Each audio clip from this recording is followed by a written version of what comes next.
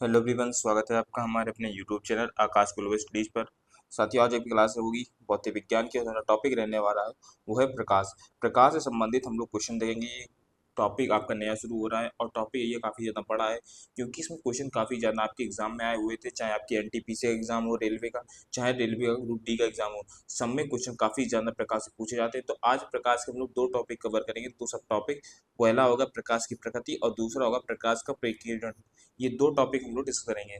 साथियों, क्वेश्चन आपके लिए इंपॉर्टेंट है। जो भी साथी एग्जाम की तैयारी कर रहे हैं तो वीडियो को अंत तक देखिएगा। चैनल पर नए तो चैनल को भी सब्सक्राइब कर लीजिए, बेल आइकन को प्रेस कीजिए ताकि वीडियो की लेटेस्ट नोटिफिकेशन सबसे पहले आपके पास पहुंचे। और ये लेक्चर नंबर हम 31 करने जा रहे हैं। लेक्चर 30 तक कर चुके हैं। यदि आपने वो नहीं देखे हैं तो जैसे ही क्लास खत्म होती है आपको यहाँ पर एक प्लेलिस्ट मिल जाएगी। यहाँ पर वहाँ पर जाइए, उस पर टैप करिएगा, आपको प्लेलिस्ट मिल जाएगी और वहाँ पर अपनी जो भी आपकी क्लास छूटी हैं या आपने कंप्लीट नहीं की, सारी कवर करिए और अपनी तैयारी को और अच्छा करिएगा। आज हम लोग प्रकाश शुरू कर रहे हैं और ये हमारा प्रकाश का पार्ट बन रहने वाला है। ये लगभग आपके 3 से 4 पार्ट में जाएगा, क्योंकि इसमें क्वेश्चन काफ़ी ज़्यादा आपके एग्जाम में पूछे गए थे, इसलिए ये वीडियो काफ़ी ज़्यादा बड़ी हो जाएगी और ये इसके पार्ट आएंगे। 3-4 पार्ट तो क्या आएंगे इसके। चलिए क्वेश्चन देखते हैं। उससे पहले मैं आपको बताना चाहूँगा, जो भी साथी हमारे रेलवे ग्रुप डी व एनटीपीसी एग्जाम की तैयारी कर रहे हैं उनके लिए हम लेकर आए हैं सामान्य विज्ञान की एक टेस्ट सीरीज, जो आपकी एकदम फ्री में रहने वाली है। कंटेंट आपका फ्री में होगा, कोई पैसा नहीं पड़ेगा इसमें। इसमें आपको क्या मिलेगा, तो इसमें आपको साइंस के 25 मॉक टेस्ट मिलने वाले हैं, जो आपके एकदम फ्री में होंगे और हर मॉक टेस्ट में आपको 20 क्वेश्चन मिलेंगे। ठीक है, तो लगभग आपके 500 क्वेश्चन आपके तैयार हो जाएंगे ऐसे ही। और इस कंटेंट को प्राप्त करने के लिए, टेस्ट सीरीज को प्राप्त करने के लिए आप हमारे ऐप एग्जाम वेब को डाउनलोड करिएगा। वहाँ आपको एक टेस्ट सीरीज एकदम फ्री में उपलब्ध हो जाएगी। तो यदि आप अपनी तैयारी को और इनहेंस करना चाहते हैं, अपनी तैयारी को देखना चाहते हैं कि आपकी तैयारी कहाँ तक पहुँची है, तो हमारे चैनल को सब्सक्राइब कर लीजिएगा और टेस्ट सीरीज को ज्वाइन करिएगा। इसके अलावा कोई क्वेरी करनी है, कोई दिक्कत आती है, कोई समस्या है, तो आप हमसे संपर्क कर सकते हैं। ये हमारा कॉल का नंबर है, इसके अलावा व्हाट्सएप का नंबर है, इससे संपर्क कर सकते हैं और अपनी क्वेरी को भी क्लियर कर सकते हैं। चलिए अब हम लोग क्वेश्चन देखते हैं। प्रकाश, ये हमारा टॉपिक है और सब टॉपिक है प्रकाश की प्रकृति, नेचर ऑफ लाइट। सबसे पहले क्वेश्चन देखते हैं क्या हमारा है।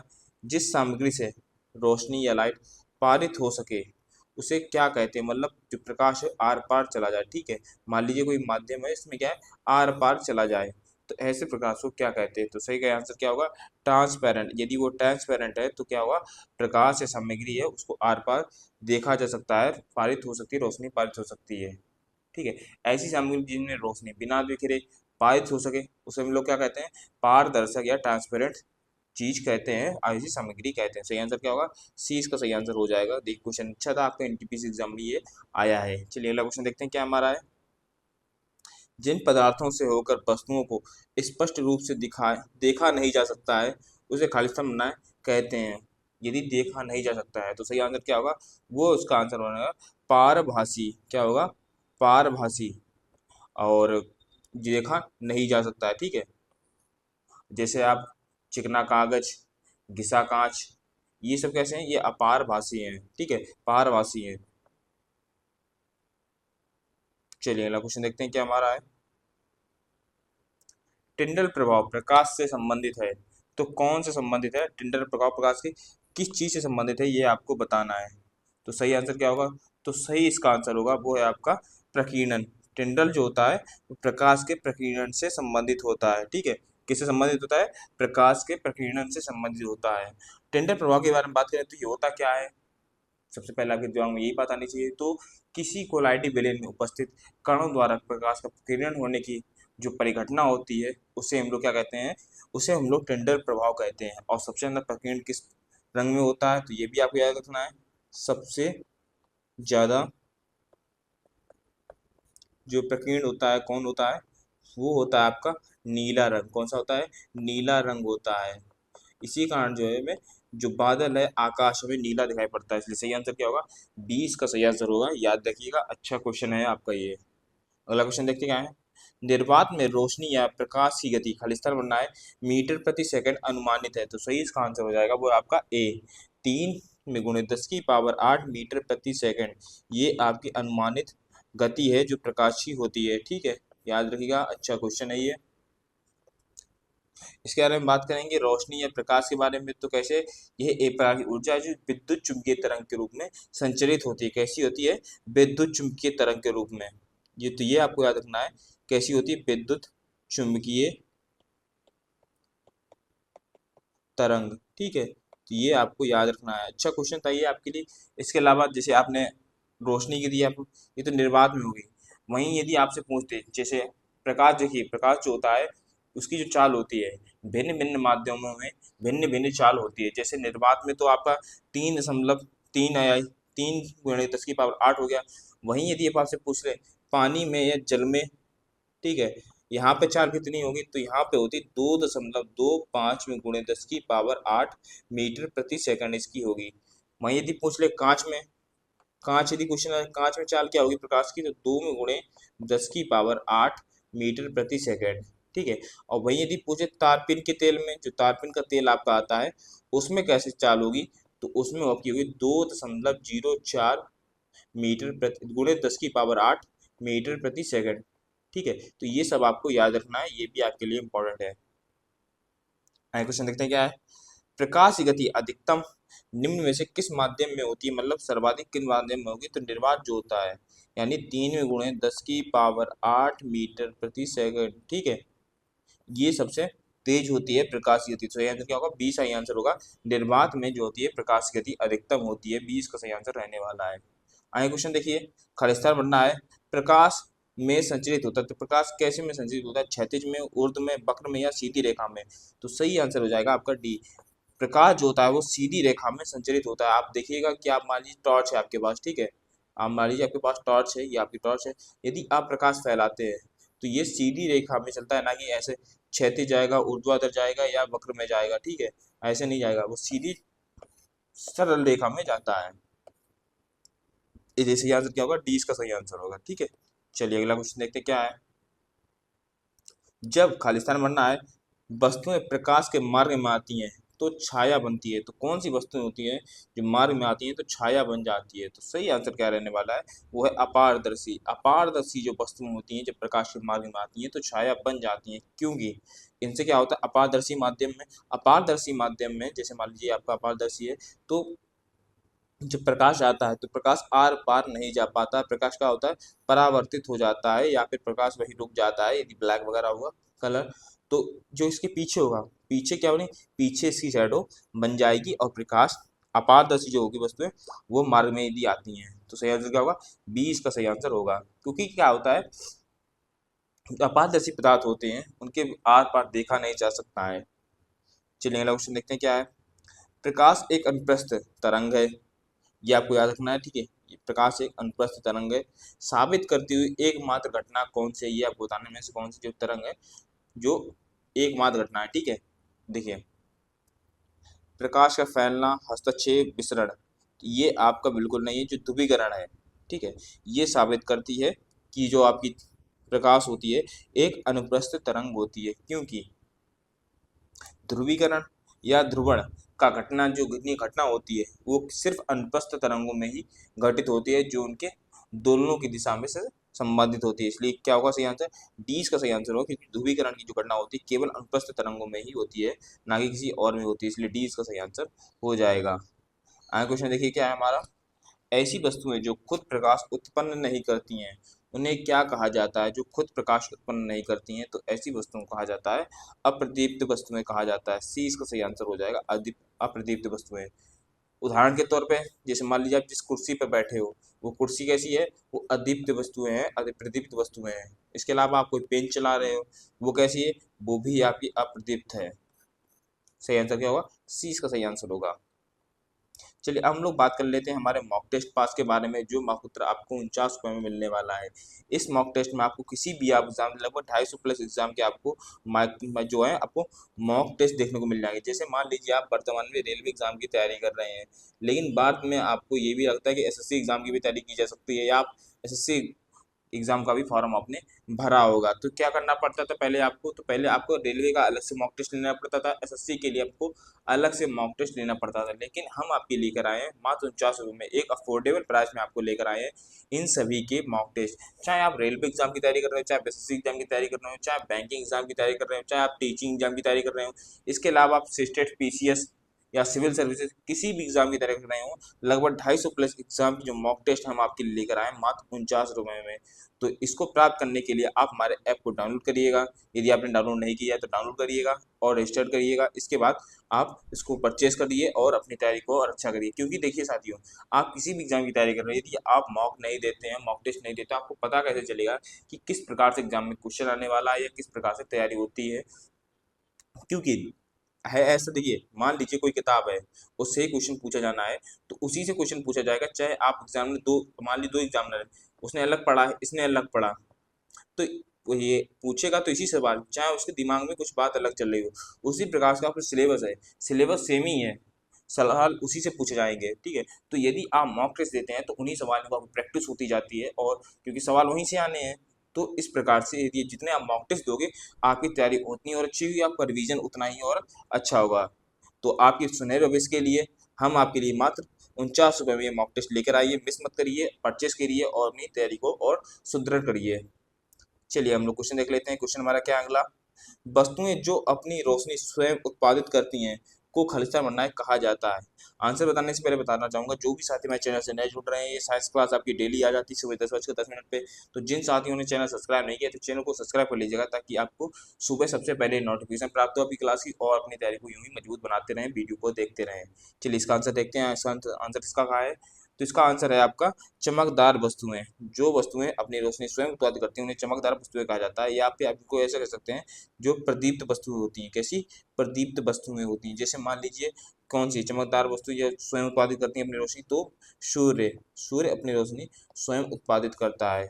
सही आंसर क्या होगा, डी इसका सही आंसर हो जाएगा।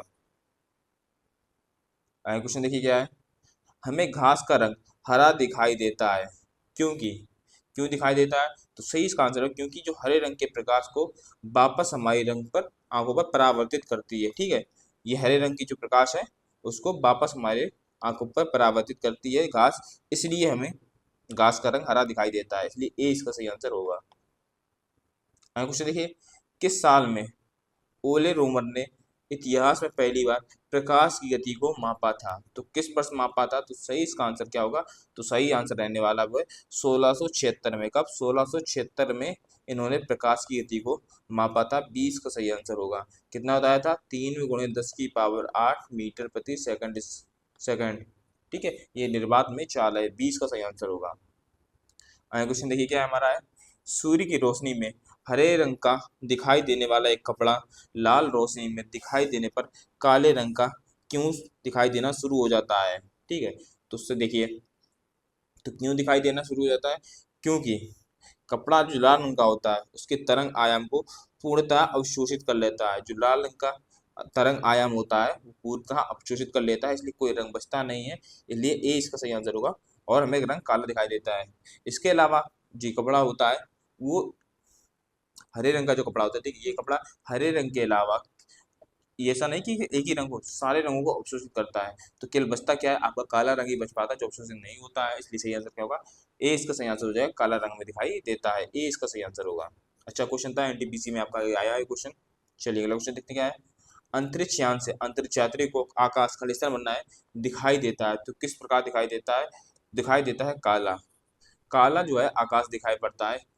अब आपके दिमाग में बात आनी चाहिए ऐसा क्यों, तो ऐसा इसलिए दिखाई पड़ता है कि अंतरिक्ष में कोई वायुमंडल नहीं है, इसलिए यहाँ पर सूर्य की किरणें अलग अलग विभाजित नहीं होती हैं। क्योंकि जब सूर्य की किरणें क्यों विभाजित होती हैं, क्योंकि यहाँ पर जब नीचे आते हैं तो प्रकाश का प्रकीर्णन होता है, और ऊपर जब वायुमंडल ही नहीं तो प्रकाश का प्रकीर्णन होगा नहीं, इसलिए जो होगा, जो अंतरिक्ष होगा वो हो गए काला दिखाई देगा। तो सही आंसर क्या होगा, ए इसका सही आंसर हो जाएगा। तो आंसर क्या होगा, तो बस आपको इतना याद रखना है कि अंतरिक्ष में क्या है, वायुमंडल नहीं है, ठीक है, वायुमंडल नहीं है। इस प्रकार से क्या होगा, जब वायुमंडल नहीं तो क्या होगा, प्रकाश का प्रकीर्णन नहीं होगा। क्या नहीं होगा, प्रकाश का प्रकीर्णन नहीं होगा, और जब प्रकाश का प्रकीर्णन नहीं होगा तो क्या होगा, हमें काला रंग दिखाई देगा। सही आंसर क्या होगा, ए इसका सही आंसर होगा। अगला क्वेश्चन देखते हैं क्या हमारा है, गली के पीले लाइट में किसका उपयोग किया जाता है, किसका प्रयोग किया जाता है, तो सही आंसर क्या रहने वाला है, तो वो होगा आपका सोडियम का। ठीक है। सोडियम का प्रयोग किया जाता है, गली जो पीली लाइटें लगी होती हैं आपने ध्यान दिया होगा, उसमें किसका प्रयोग किया जाता है, तो सोडियम के कुछ दाने होते हैं उनका प्रयोग किया जाता है। इसके अलावा इसमें एक चीज़ और मिलाई जाती है, वो है नियॉन गैस। नियॉन गैस भी भरी होती है, तो ये आपके ए और डी दोनों ठीक होंगे, लेकिन आप सोडियम ज़्यादा प्रेफर करिएगा। नियॉन गैस भी भरी जाती है, लेकिन सोडियम की मात्रा, जो सोडियम है उसमें ज़्यादा आप सर्वोपरि करेंगे, ठीक है। इसे डी इसका सही आंसर होगा। साथियों, वीडियो पसंद आ रही है तो वीडियो को लाइक कर दीजिए, चैनल पर नए हैं तो चैनल को भी सब्सक्राइब कर लीजिए, बेल आइकन को प्रेस कीजिए ताकि वीडियो की लेटेस्ट नोटिफिकेशन सबसे पहले आपको प्राप्त हो। और इसके अलावा यदि आपको पीडीएफ की चाहिए जो वर्तमान में अभी क्लास चल रही है, तो आप हमारे टेलीग्राम चैनल को भी ज्वाइन कर सकते हैं, वहाँ आपको उसकी पीडीएफ प्राप्त हो जाएगी। टेलीग्राम चैनल का लिंक आपको डिस्क्रिप्शन बॉक्स में मिल जाएगा, तो वहाँ जाइए, टाइप करिए और अपनी तैयारी को सुंदर करिए और पीडीएफ प्राप्त करिए। चलिए क्वेश्चन देखते हैं क्या हमारा है। प्रकाश सबसे अधिक गति किसमें यात्रा करता है? ये क्वेश्चन मैं आपको बता चुका हूँ, पिछले क्वेश्चन जो हुए थे मैंने आपको बताया था कि जो प्रकाश की सर्वाधिक गति होती है किसमें होती है, निर्वात में होती है। किसमें होती है, निर्वात में होती है। कितनी होती है, 3 में गुणे 10⁸ मीटर प्रति सेकंड ये होती है। वही हम लोग कांच की बात करें तो कांच में कितनी होती है, तो 2 में गुणे 10⁸ मीटर प्रति सेकंड होती है। पानी की बात करें तो पानी में कितनी होती है, तो 2.25 में गुणे 10⁸ मीटर प्रति सेकंड होती है। ठीक है, ये सब आपको याद रखना है। अच्छा क्वेश्चन है, आपके क्वेश्चन ये पूछे जाते हैं, कहीं आपको निर्वात में पूछ लिया जाएगा, कहीं आपका कांच में, कहीं आपका पानी में, कहीं वायु में आपको पूछ लिया जाएगा। तो सही आंसर क्या होगा, ए इसका सही आंसर रहने वाला है, याद रखिएगा क्वेश्चन। चलिए अगला क्वेश्चन देखते हैं क्या हमारा है।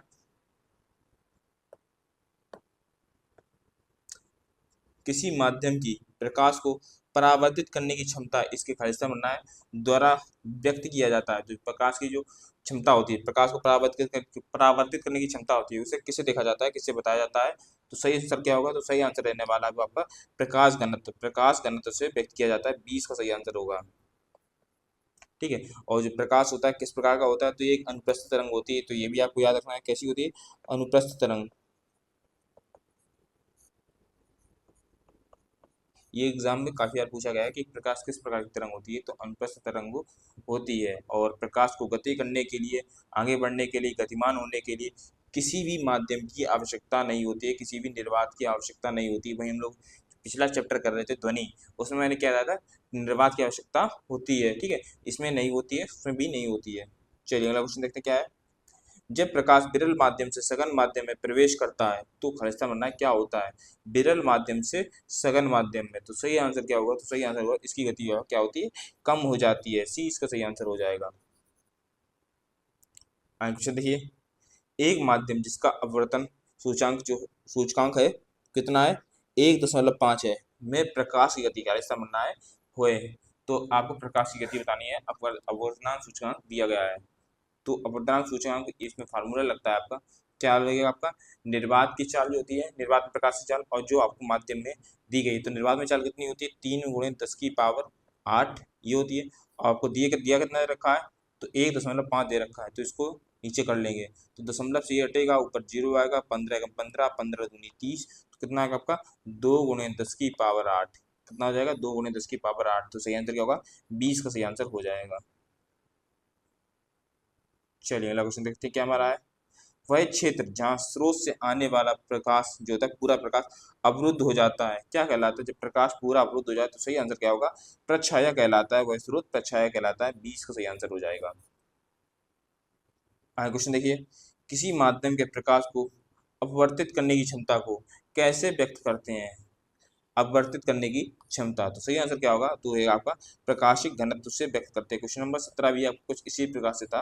सही आंसर क्या होगा, 20 का सही आंसर होगा, प्रकाशिक घनत्व से व्यक्त करते हैं, जो प्रकाश का अपवर्तित करने की क्षमता होती है। चलिए अब हम लोग दूसरा सब टॉपिक कवर करेंगे, वो है आपका प्रकाश का प्रकीर्णन। इसको हम लोग देखेंगे। चलिए पहला क्वेश्चन क्या है इसमें देखते हैं।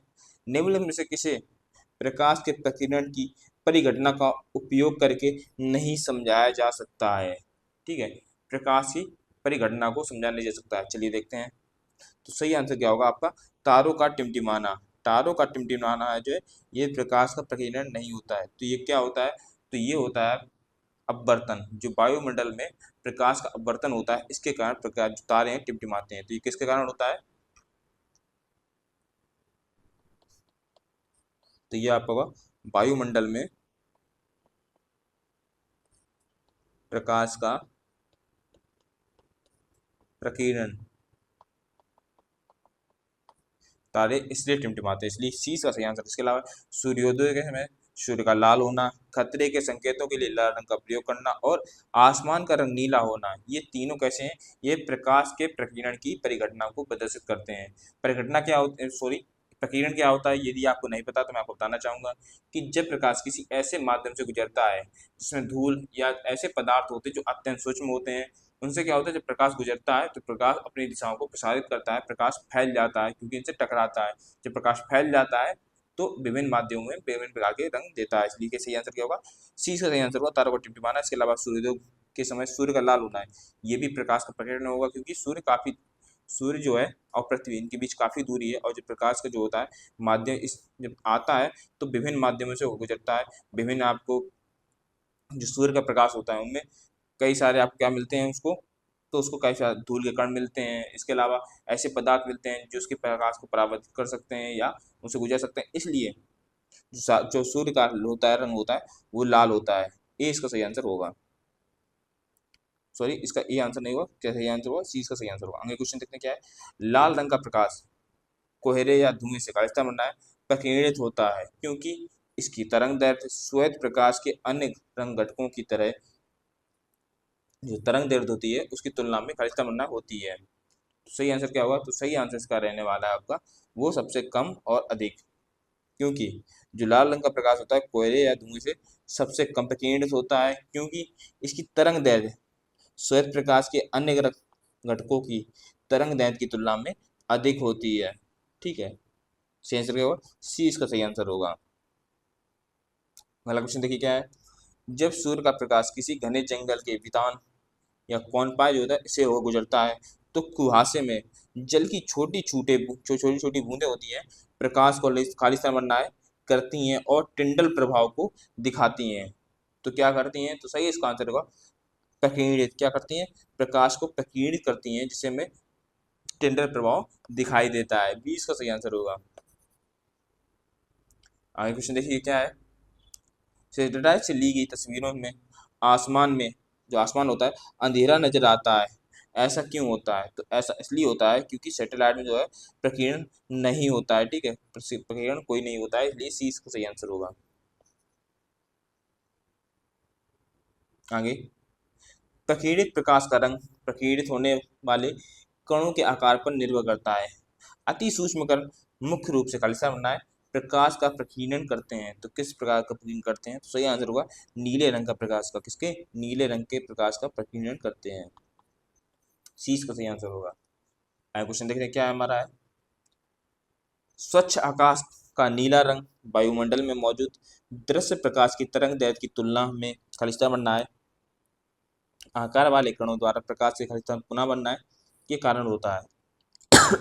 सॉरी, तो प्रकाश का नीला रंग वायुमंडल में मौजूद दृश्य प्रकाश की तुलना जो तरंग दैर्घ्य की तुलना में कैसा होता है? तो उसकी तुलना में आपका होता है आपका छोटे आकार का होता है। ठीक है, और आकार छोटे होने का जो कणों का प्रकाश होता है वो कैसा होता है?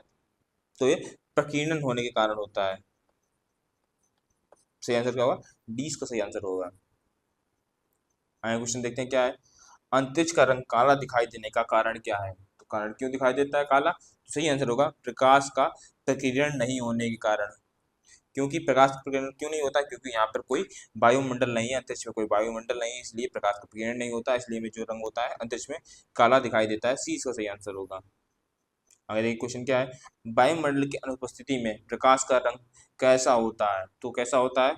तो काला होता है। वीडियो पसंद आ रही है तो वीडियो को पुनः बताना चाहूंगा लाइक कर दीजिए, चैनल को नए हैं तो चैनल पे भी को भी सब्सक्राइब कर लीजिएगा और बेल आइकन को प्रेस कीजिएगा ताकि वीडियो की लेटेस्ट नोटिफिकेशन सबसे पहले आपको प्राप्त हो। और पीडीएफ प्राप्त करने के लिए आप हमारे टेलीग्राम चैनल को ज्वाइन कर सकते हैं, इसकी लिंक डिस्क्रिप्शन बॉक्स में आपको दी गई है। अगला क्वेश्चन देखते हैं क्या है। खालिस्तान बनना है आपको के कारण जब प्रकाश किसी माध्यम के निलंबित कणों से होकर गुजरता है तो प्रकाश का कुछ भाग अवशोषित होता है और सभी दिशाओं में उत्सर्जित या फैल जाता है। तो किसके कारण जो है ये सब होता है? तो सही आंसर क्या होगा? सही आंसर रहने वाला आपका प्रकाश के प्रकीर्णन द्वारा। प्रकाश के प्रकीर्णन के कारण जब प्रकाश किसी माध्यम से निलंबित कणों से गुजरता है तो प्रकाश कुछ भाग जो है अवशोषित हो जाता है और सभी दिशाओं में उत्सर्जित होता है। जब प्रकाश फैल रहा हो तो आपको याद रखना है, जब प्रकाश फैलना बताया गया हो तो वहां पे क्या होगा? प्रकाश का प्रकीर्णन ही होगा। और जब ऐसा होता है तो हम लोग क्या देखते हैं? तो हम लोग देखते हैं आकाश का नीला रंग। प्रकाश के प्रकीर्णन के अलग क्या होता है, प्रकाश का जो प्रकीर्णन होता है उसके कारण क्या होता है, आकाश का जो नीला रंग दिखाई देता है उसी कारण दिखाई देता है आकाश का नीला रंग। इसके अलावा जो समुद्र होते हैं, समुद्र का भी नीला रंग जो होता है इसी कारण दिखाई देता है। क्वेश्चन देखिए क्या है, निम्न में से प्रकाश के प्रकीर्णन के अनुप्रयोगों की पहचान कीजिए, किस प्रकार से प्रकाश का प्रकीर्णन होगा। चलिए पहला देखिए, खतरे के संकेतों को लाल होना, समय से पूर्व सूर्योदय या विलंबित सूर्यास्त, तारों का टिमटिमाना, टेंडर प्रभाव, सूर्य का लाल रंग और आकाश का नीला रंग। देखिए तो इसमें मैं आपको बताना चाहूंगा जो आपका, तो आपका इनसे कौन कौन से सही होने वाले हैं। तो ये आपके पहले हैं, तो आपका खतरे का रंग लाल होना, और इसके अलावा आपका कौन सा है, ये भी आपके जो है प्रकाश के प्रकीर्णन को दर्शाता है। इसके अलावा आपको कौन दिखाता है, तो ये टेंडर प्रभाव भी दिखाई देता है। प्रकाश का टिमटिमाना तो अपवर्तन होता है, ठीक है। सूर्य के समय से पूर्व सूर्योदय, सूर्योदय विलंबित सूर्यास्त, ये भी आपको कुछ नहीं है। इसके अलावा सूर्य का लाल होना, आकाश का नीला होना, ये भी आपके अनुप्रयोग दिखाते हैं, लेकिन हम लोग क्या है सही ऑर्डर में दिखाना है। तो सबसे पहले क्या होगा, सबसे पहले आपका होगा वो है आपका टिंडल प्रभाव होगा। पिछले सबसे आपका टिंडल प्रभाव होगा। टिंडल प्रभाव होने के बाद सूर्य का जो है लाल या नीला रंग दिखाई दे, आकाश का नीला रंग दिखाई देगा, यानी आपको फिर 5 आएगा। इसके बाद खतरों, खतरे के संकेतों का लाल होना, तो सही आंसर क्या रहने वाला है, 20 का सही आंसर होगा। देखिए क्वेश्चन क्या है, गहरे समुद्र में पानी का रंग नीला किसके कारण दिखाई देता है, तो प्रकाश के प्रकीर्णन के द्वारा दिखाई देता है। इसका सही आंसर होगा। क्वेश्चन कर चुके हैं, अच्छा क्वेश्चन है। अगला क्वेश्चन देखिए, सीवी रमन के बारे में निम्न में से क्या गलत है, ये आपको बताना है। पहला देखिए, उन्हें 1954 में भारत रत्न से सम्मानित किया गया था, बिल्कुल ठीक, सम्मानित किया गया था। उन्होंने वर्ष 1930 में नोबेल पुरस्कार जीता था, बिल्कुल जीता था, ये भी आपका ठीक है। उनका जन्म 1888 में तमिलनाडु में हुआ था, ये भी आपका ठीक है। उन्हें 1987 में नाइटहुड की उपाधि दी गई थी, ये आपका गलत है। देखिए जो सर सीवी रमन थे वो 1970 में उनका देहावसान हो गया था, वो मर गए थे। तो 1987 में नाइटहुड की उपाधि प्राप्त करने का कोई सवाल ही पैदा नहीं होता है।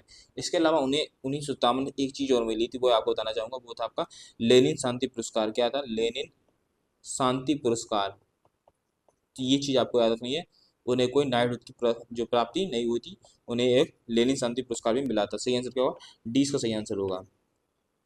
आगे क्वेश्चन देखते हैं क्या है, बादलों का रंग सफेद खालिस्तान बनना है के कारण दिखाई देता है, बादलों का सफेद रंग, तो प्रकाश के प्रकीर्णन के द्वारा दिखाई देता है, डी का सही आंसर होगा। चलिए अगला क्वेश्चन देखते हैं क्या हमारा है, सूर्य के प्रकाश का प्रकीर्णन किसकी उपस्थिति के कारण होता है, किसकी उपस्थिति के कारण होता है, तो वायुमंडल, जो प्रकीर्णन होता है वायुमंडल की उपस्थिति में होता है, इसलिए 20 का सही आंसर होगा।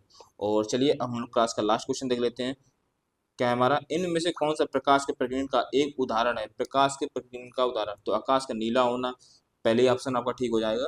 जो आकाश का नीला रंग होता है प्रकाश के प्रकीर्णन के कारण ही होता है, ये इसका सही आंसर होगा। तो आज क्लास कितना है, मिलते हैं अगली क्लास में। थैंक यू, जय हिंद, जय भारत। वीडियो पसंद आए तो वीडियो को